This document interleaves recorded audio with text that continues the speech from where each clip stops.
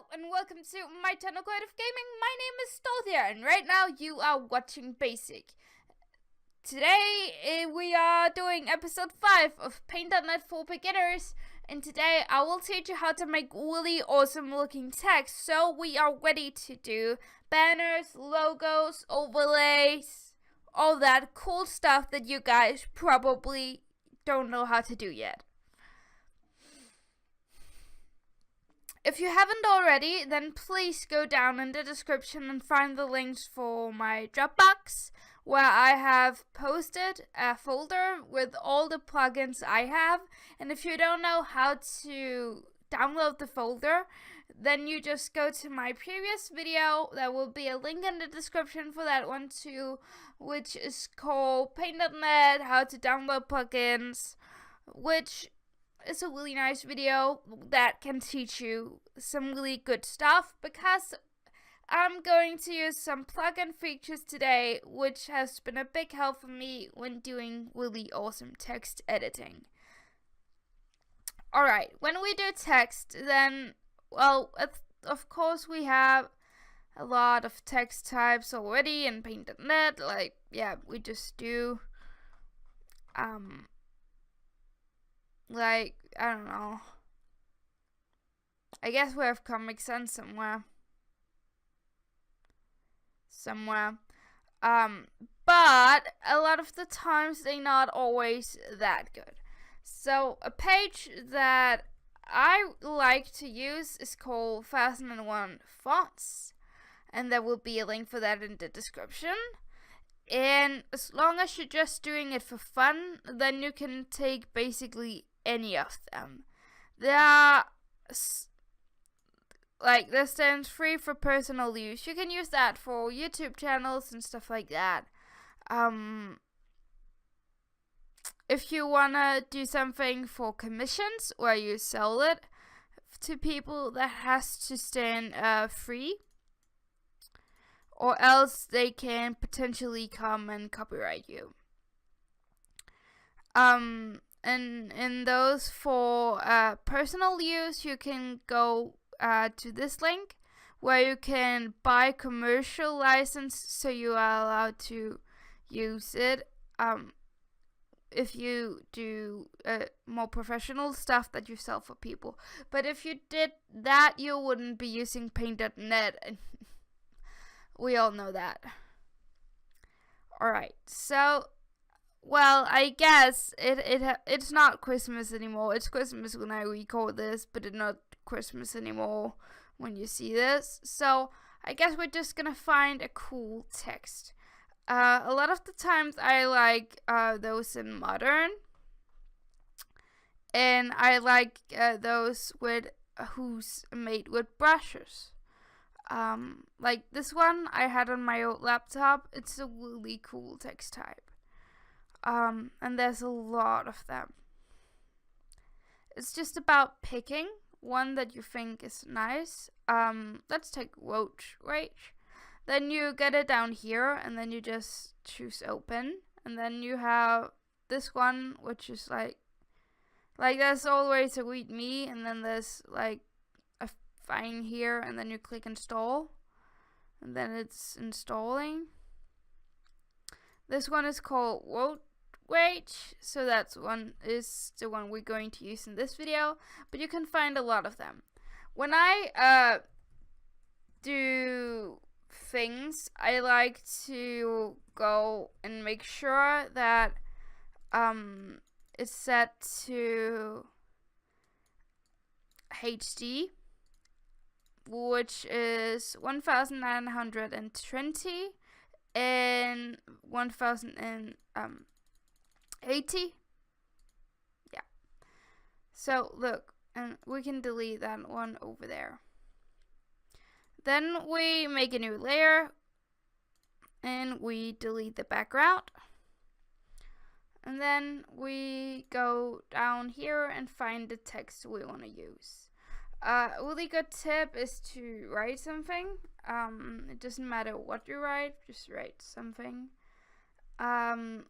So you can scroll down and like see, oh, which one am I going to use? Like, oh, you can't remember where your microphones are, and maybe have multiple of them, so you can just push that button. Yeah, I have a lot of stuff. And here is, so we are going to take a wage. And just make it as big as you can, if you're just doing the text alone. If you're not doing the text alone, then do something different. And then we're actually going to make a new layer. We go down on the original layer. We mark the black parts of it, and if it only marks some part of it, then you just push this one so it's blue, because then it chooses it all, because then it's a global. Like, then everything that's black, like on the globe, will be selected. And then you go up to the overlayer and click delete, because yeah, well, you click the delete button, because now we have 2 of them, which we are going to use. And we keep the overlayer, and we mark that one again. And well, I don't know what text type we should use, and right now we're just writing hello, because we don't need to like find something more complicated. So now that says hello, and we have used this one over here with 2 different colors of red. So like, alright, you mark it, and you just you just use this one, gradient,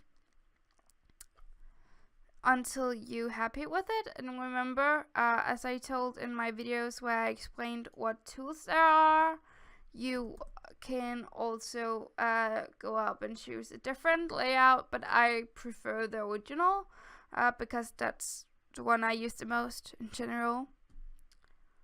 So that's that step. Then it's a good idea to mark everything around the red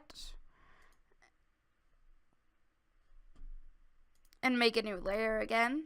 And then make sure you have chosen black, and then delete again. And now we get to a point where we are using plugins. You go under object and then choose object shadow.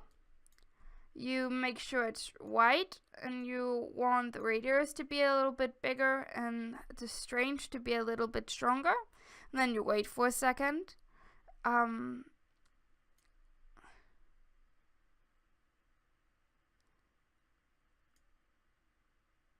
some people will like use color, some people would just use white.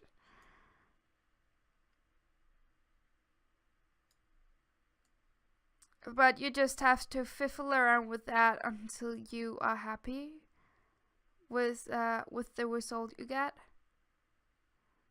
Like, this looks really cool. I want a little bit more strange in the shadow when it's this color, so that's what I'm going to do. But in general, this looks kind of cool. And then you just click the OK button. And then again, you have to make sure it's everything around the text that's marked. And then you go down here, make it invisible, and click delete.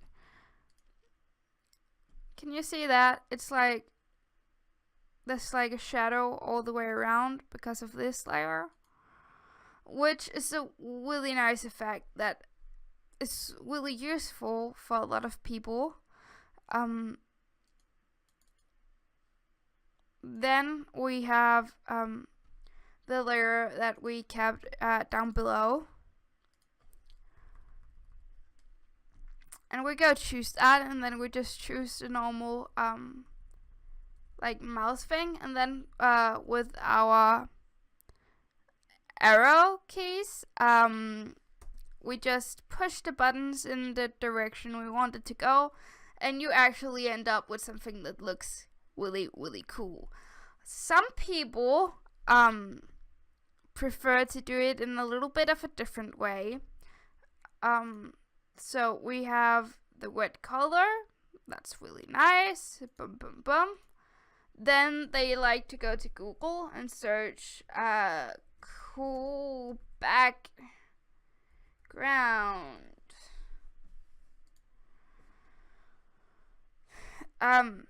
Yeah, I don't know. A cool background, I guess. It could be something like this. And if it's just for your own personal stuff, then I don't see a problem with it. But you have to be aware that potentially it's not legal.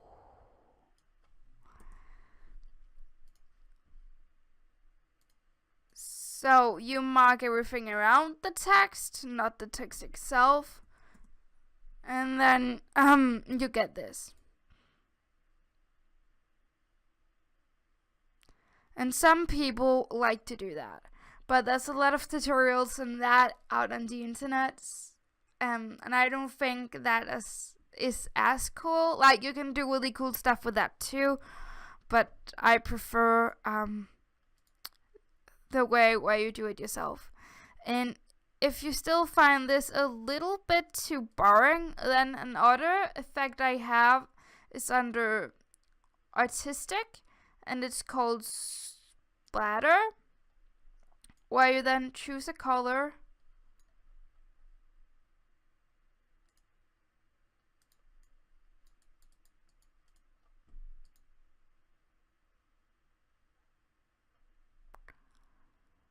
to be honest, I don't know why that didn't work.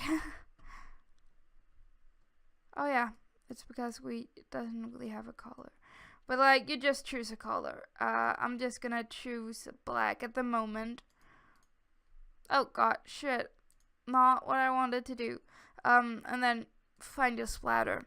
And then you can make this, and you just scribble around with your mouse all over the page